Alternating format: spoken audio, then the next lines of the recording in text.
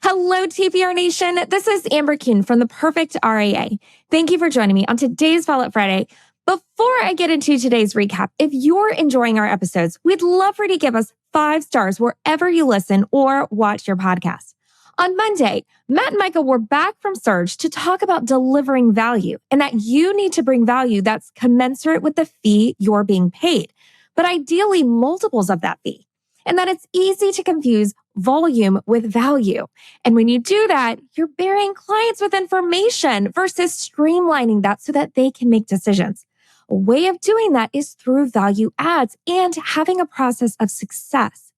Matt and Micah wanted to talk specifically about the 1099 value add that they do every January, but clarified that a value add provides specific actionable advice to a client. So, for example, the 1099 letter has a list of accounts, the tax documents that they can expect, information to give their CPA, and then a second copy to give their CPA. They talked a bit about the origins of the 1099 letter, which was created to deliver value to clients, but also to create a method to streamline things for their own offices. This also came from a pain point where for Micah, when he was preparing taxes, he'd have to go to multiple places to get information. And he'd be reviewing a tax return that was done by someone else, see things that were missed, and then led him to sometimes be the bearer of bad news. So he wanted to streamline all of this. Now, the guys cautioned with those just getting started with value adds, which is that you have to be careful not to bite off more than you can chew. You want to start small. Even for Matt and Micah, they didn't just jump into what they offered today. It's evolved over time. Every year, they add a little bit more in a streamlined process. They said you have to start simple and you have to have a process for quality control. Matt and Micah had some key points about value adds. The first being, just start and decide that you're going to get whatever value add outline. In Matt's office, every quarter, they look at by what date their next value add needs to be in the mail or email to their clients. And then they look at by when do they need to be generated? When does the data need to be in? And so on. So this week, map that out on a calendar with hard deadlines and make sure that you don't overcomplicate it. Make it simple and make it achievable. So they recommend that you do this value add on yourself. So for the 1099, do this all the way through for yourself and then do the first 5 clients on your own so you can figure out how you're going to generate the entire thing and see how it works. Then you can have your team do this with 5 clients and show you what happened. Then look to see how it's working and are you getting the results that you wanted? Now, the guy said this is a lot of work, but it's not playing office because it has a direct impact on their clients' lives. Micah pointed out that this requires they put the work in advance, but they get to be proactive and choose when to put the work in and when everything gets rolled out to clients. So it gives you as the advisor more control in delivering more value to clients. It's less valuable for you to be reactive, and you need to realize that the work is going to have to get done. It's just either going to be done in the form of an intentional value or in reacting to clients' calls or fixing mistakes, among other things. Let's get into action items. If you're going to do a 1099 letter, you need to start on that now. And if it's not the 1099 letter, start mapping out whatever you're going to do for your January value add now. You want to get your team on board with this because you want them to be able to see the value of this and bring them along with you. And lastly, for our members, make sure that you log into the member site to see the 1099 letter examples that we have and the templates that we have available for you as well. Now, before we continue, remember that at The Perfect RIA, we offer 2 levels of membership. Backstage Pass offers an inside look at what Matt and Micah use in their RIAs, working at your own pace.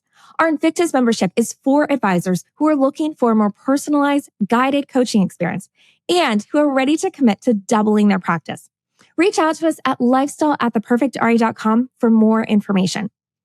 On Wednesday, Matt was joined again by Scott Rusnak, an EOS implementer.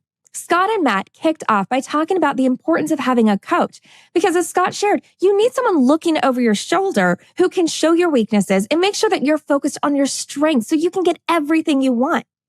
Matt said there's something that a coach brings to the table versus just an accountability partner because that person is coming in as the professional. Matt didn't hire Scott as a friend. He hired him as an expert EOS coach and said that the best coach can build a personal relationship, understand who they're dealing with, but make sure they're pushing themselves to the max at all times. Scott said coaches are all over the place, but you want to look at someone's background and the clients they've worked with. He finds his clients through referrals, and so that he always looks at the best coach as someone who can be referred and someone who's not reaching out to you all the time. Scott said that before he onboards a client, he goes through a process to vet them, which is called the delegate and elevate checklist.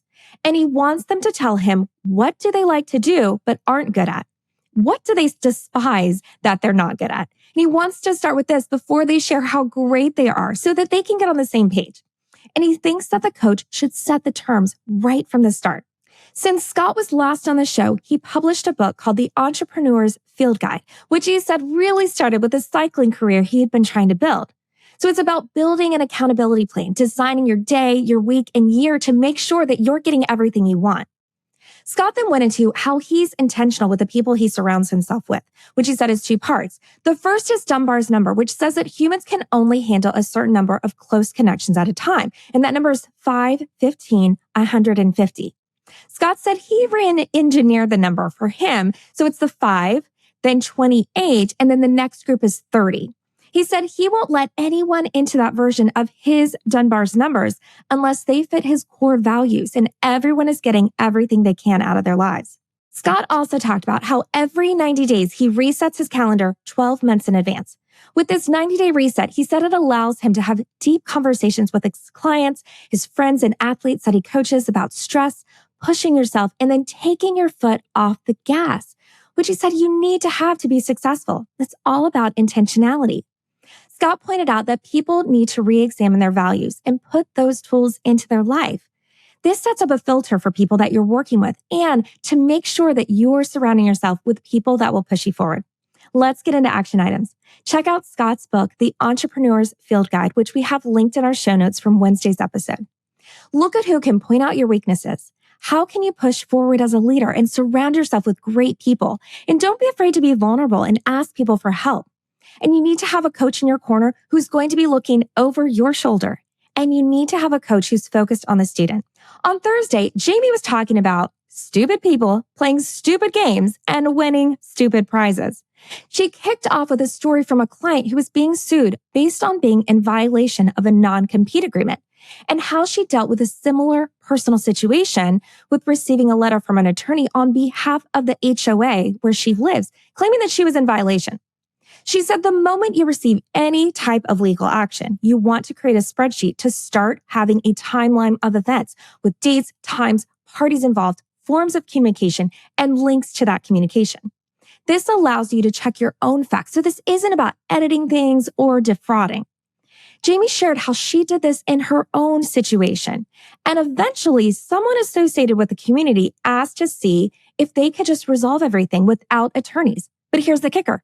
He called her after he got the attorney involved instead of before in trying to have a conversation with her directly. She said this happened because he realized he didn't have a case. And Jamie pointed out that when he claimed what she was in violation of, she was able to state that even though he paid for a bunch of legal work for the incorporation, they never went through the official execution process. She said, think about how many times this happens to a client where they forget to execute a will or their beneficiary designations. It's that last final step. And the same thing applies to those of you who are business owners as well. So going back to when she received the first legal letter, she paused. She didn't call her contractor to tell him to rip things out. Instead, she started going through the information to make sure that she was clear on what she thought she was doing. And even though she was under the impression that she was correct, was she actually in violation? And this is why that timeline is so helpful. And she was able to check her feelings. Ultimately, she realized that she did have a case and moved forward with hiring the attorney. Jamie then went into something that recently happened in her own office, which was related to trademark infringement. And in the letter from the attorney, it said they needed to cease and desist immediately, or they could license the words, which they happen to be very generic words. So she did just like she did with her personal situation. She paused and started to do research and gathering information. She wasn't going to lose sleep or get upset about it. She said, when you get into this situation yourself, realize that you're going to have an emotional response first, but instead take that pause, go for a walk, or go talk to someone. Don't overreact. Let's get into action items. Jamie shared that it's a badge of success to be involved in your first lawsuit. And when that happens, don't overreact. Don't get emotional. take a step back, create that timeline of events, and go through all the information and put that in the timelines. But make sure that you're being factual. Ask questions. Ask someone what gives them the authority to do something and where could they have compromise. Lastly, if you're on the other end of this, try picking up the phone first and have a conversation with someone about this and save yourself the hassle.